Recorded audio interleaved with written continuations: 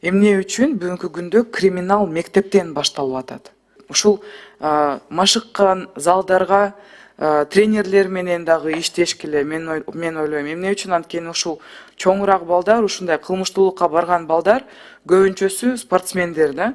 Анан чындап эле буга чейин Камчыбек Кыдыршаевич да айтып кеткен да, балким ушул күрөштү да токтотушубуз керек. Эмне үчүн? Анткени ушул балдардын колу кычышабы, же өзүнүн мындай күчүн сезип алышып, биздин кичинекей балдарга кол көтөрүп, бул системага айланды да, мындай айтканда. Анан биз дайыма ушул криминал менен